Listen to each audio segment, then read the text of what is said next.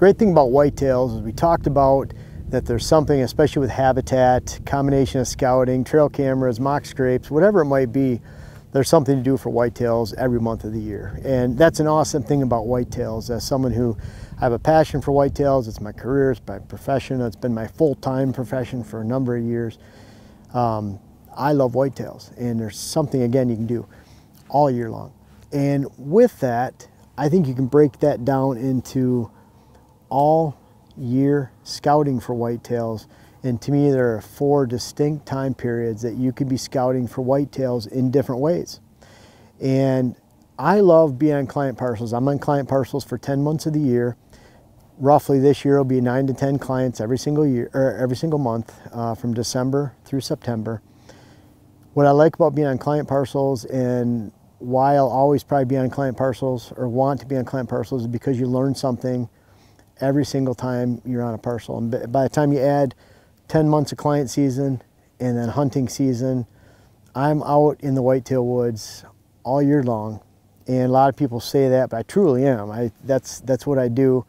In fact, I should be in a lot better shape than I am. I walk hills, I walk all over the place on these client parcels, and I like being able to scout whitetails year round. So I have a very big advantage that I can do that when I'm out on client parcels. You can never stop learning. And you know, real quick, people ask me what I'll do in retirement, and it'll probably be the exact same thing. I want to continue looking at whitetail parcels. Maybe not 90 per year, maybe more like 30 would be a good number. You can scout whitetails and have a different focus all year long, and I think you can break that down into 4 scouting windows. You could probably break it down every month of the year, but I know a lot of hunters out there, you can't get out into the woods every single month. You can't get out scouting every single month. So if you look at these 4 ways that you can key on whitetails for the entire year, then you're going to be a lot more in tune with those whitetails, and for hunting, and even creating a herd, creating a better habitat, and creating a better parcel, let alone a hunt when it rolls around this hunting season. First, one of my favorite times to scout, and a really good purpose, is right at the end of the hunting season. So what's great about the hunting season is the sign you're looking at in January or February and right at the end of the hunting season is completely different than the sign that might be laid down in February, March, and April. So where deer are at in the winter is not necessarily where they're at in the summer, and certainly at where they're not at during the fall. In fact, I find that where deer are at in the winter a lot of times is closer to where they're at in the summer than it is the fall. So that sign that you can look at right at the end of the hunting season can tell you so much.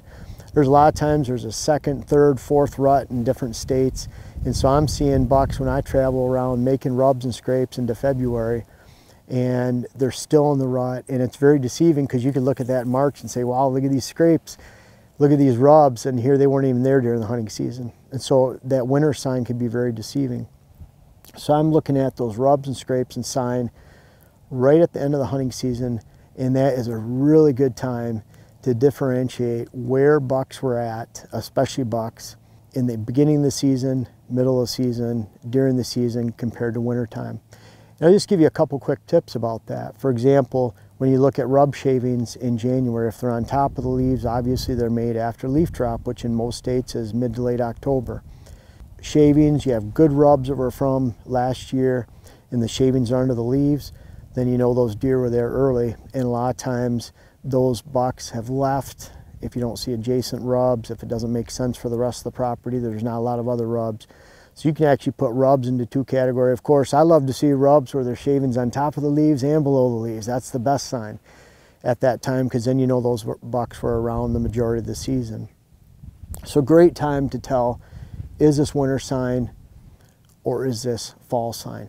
Now when we get into this time of year, March, we're in mid-March, and it is an incredible day. I think it's supposed to be up 45 today. It's blue sky.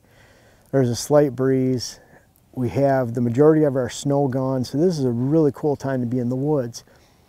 But the sign that I'm seeing right now, and the sign that I'm seeing in April before leaf out and before it gets thick out here, before turkey season, does not necessarily indicate this is hunting season sign.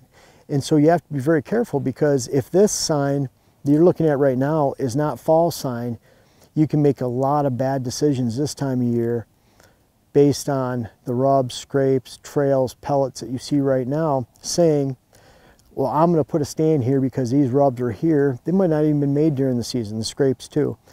So this is not a great time of the year to differentiate between fall and winter sign, but it's a great time of the year when you've already sat there on your stands in December, your winter time, when it's just, you're socked in with snow and ice, and you're making your plans for the following year. Then I need to put a bedding area here and a bedding area here, and I need the deer to move through here. I need to create a travel corridor. I need to open up that deer trail for them.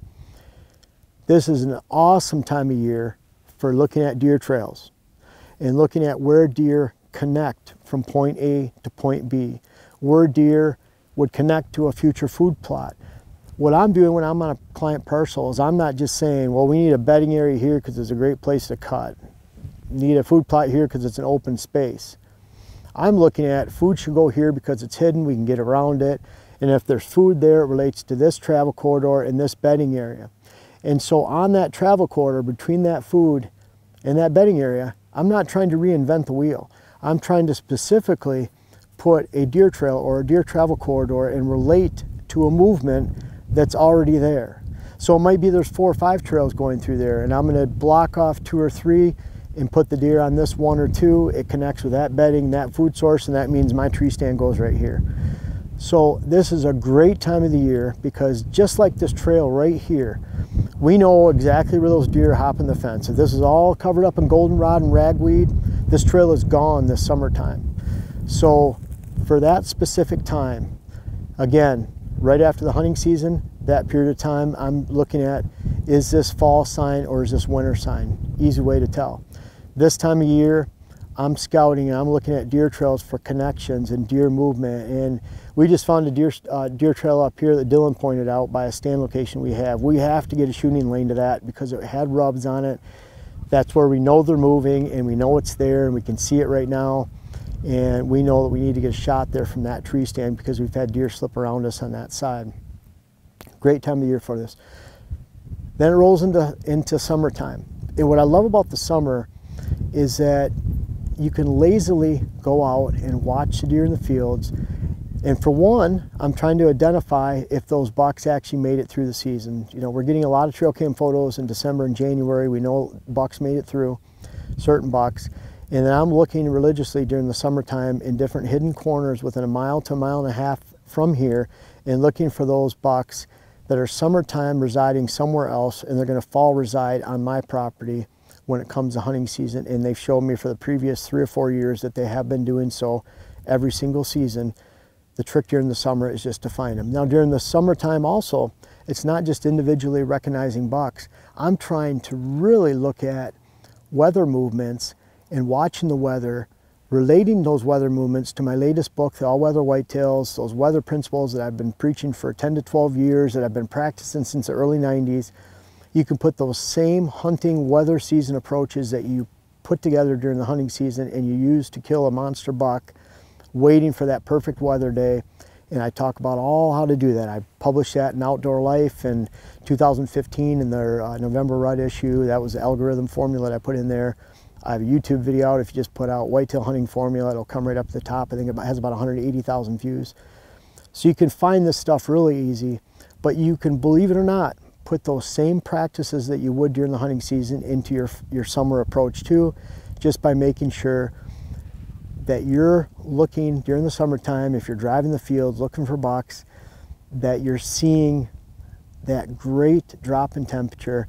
You're looking at a day that was a high of 92 and then it's dropping down to a high of 75, and even though it's still kind of warm, that's a big temperature drop, and you're going to notice those deer coming out into those fields during that cold period. You can practice that weather approach, and by the time you get into hunting season, you have it down to a science, and it's easy. You know, I just look at it now. I use the numbers to reflect what works, but I just look at the weather, and you can gauge when it's going to be a good day and when it's not, and you can practice that actually during the summer. And the cool thing is, if you don't have fields, like I used to live up in the UP in Michigan, we didn't drive around and look at the deer because we didn't have fields, we didn't have ag lands to look at them in. And so I was watching my trail cameras. I was watching my trail cameras over mineral licks where legal. And I suggest you do the same, because then you'll find when you're seeing the mature bucks the most is typically when the weather is the best in those weather conditions. So it doesn't matter if you're looking at them out in those ag fields or if you're watching your summer trail cam pictures over a mineral lick, over a water hole, then you're going to find mature buck movement peaks often when the weather does, and that's easy to start practicing during the summertime. So we have summer identification, summer weather pattern identification and use for the coming hunting season practice. We have this time of year where we're looking at trails and using those trails to connect habitat features that we've already planned out, pre-planned during the wintertime. And then we're scouting right after this hunting season ends so that we can tell the difference between fall and winter sign. And then when we get in the hunting season, this is not a time to stop scouting. In fact, the hunting season is, whether it's right after the season begins or during the season, when it comes to identifying buck patterns, identifying if a buck is a core buck where he's on your property in and around shooting hours and you should hunt him the majority of the hunting season, or he's that non-core buck where he's only coming on your land during September, October, randomly in the middle of the night, and you wait for the middle of the rut. You can identify core and non-core bucks, which I talk a lot about. You can look that up on YouTube or Google to find my articles. But also you're matching trail cameras with deer sign. You're always looking for deer sign. And because I'm individually going after specific target bucks, I'm looking at bucks that I want to harvest, that I've been watching for 2 to 4 years, and I want to go in and make that shot on that deer. I want to identify the perfect weather that I practiced during the summer. Then I'm making sure that not only am I checking out my trail cameras, but the sign that was laid down for the previous 2 to 3 years, you can tell within a day or two a lot of times when that mature buck comes on your property, because all of a sudden the rubs start popping up, the sign starts popping up, and then you're using the trail cameras to identify exactly which buck it is. And even if I don't see that buck on that trail camera yet, if I see that sign popping up, I know he's there. And so that in-season scouting, you're keeping your eyes open. If I go to a stand location in mid-October, I'm gonna hunt a really good cold front during the October lull. Then when I go into a stand, if I'm not seeing big tracks, big clean tracks, dew claws are deceiving, guys. A lot of times I'm seeing pictures where you have the toes out like this and there's dew claws behind there, and someone will say, look at this big buck, and that whole track fits within my hand, and you can tell it's just a running doe or a running small deer. Just because there's dew claws doesn't mean anything unless you're getting to really big tracks, wintertime, mud, and it's just a simple walk. Most of the time deer just run in, they splay out, and guys will show me a giant buck track on their property when it's really probably a fawn, and I feel bad saying anything, but you really need to look at that. But when you go to a hunting stand and you see a clean track where those toes are anywhere from 1/4 inch to a 1/2 inch apart, it's a clean track, then what I'm doing is, if those 3 fingers fit inside that clean track, then it is truly a big track. Now, it doesn't mean that you're even seeing any dew claws at all. So I'm looking at big buck tracks. I'm looking at big buck sign in traditional areas where I'm identifying a specific buck that was laying down that same sign the 2 or 3, 4 previous years. And then of course I'm using trail cameras to identify those bucks that are in those areas too. So a lot of ways you can still scout during the hunting season. I'm always looking for the freshest sign, the freshest stand. I think I've mentioned many times I hunted a lease property up here for 12 years. There's about 165 acres that we had to play around on. And during that time, I shot 17 bucks in 12 years. I shot those 17 bucks out of 14 different tree stands. So I was always very, very mobile.